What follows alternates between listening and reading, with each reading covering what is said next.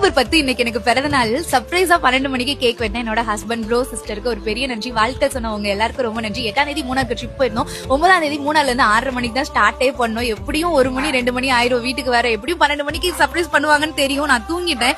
தூங்கி எந்திரிச்சு எழுப்பி பார்த்தா கம்பத்துல இருக்கோம். சோ கம்பத்துல தான் அண்ணன் இருக்காங்க. திடீர்னு நாங்க கேக் வெட்டியிருந்தோம். நம்ம தேனியோட மதுவிலக்கு டிஎஸ்பி சார், நீங்க மாடுபடி வீரர் தானே, வீடியோ பண்ணுவீங்களே, நல்லா பண்ணுங்க அப்படின்னு வாழ்த்துக்கள்லாம் சொன்னாங்க. சார் வந்துட்டு வெள்ளலூர் நாட்டை சேர்ந்தவர், நான் வெள்ளலூர் தான்ப்பா அப்படின்னு சொல்லி பேசினாங்க.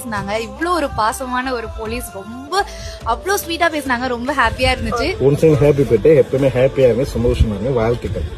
இன்னைக்குதான் என்னோட தங்கச்சிக்கும் பர்த்டே. அன்னை வந்துட்டு விஜய் சேதுபதி வாய்ஸ்ல விஷ் பண்ணிட்டுலாம் இருந்தாரு. தங்கச்சி நிஷாக்கும் ஹாப்பி பர்த்டே வந்துட்டு சொல்லிக்கலாம். அதுக்கப்புறம் கேக்லாம் வெட்டி அந்த ஸ்ப்ரே எல்லாம் அடிச்சு அந்த இடமே ஒரு மாதிரி ஆயிருச்சு.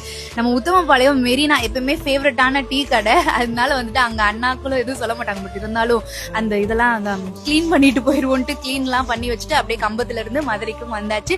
விஷ் பண்ண எல்லாருக்கும் ரொம்ப நன்றி. எல்லா தம்பிங்க எல்லா சிஸ்டரும் ஸ்டோரியில போஸ்ட் எல்லாம் போட்டு ஹாப்பி பர்த்டே அக்கா அப்படின்னு சொல்லி போஸ்ட் போட்டிருந்தீங்க. போஸ்ட் போட்டு விஷ் பண்ண எல்லாருக்கும் ரொம்ப நன்றி.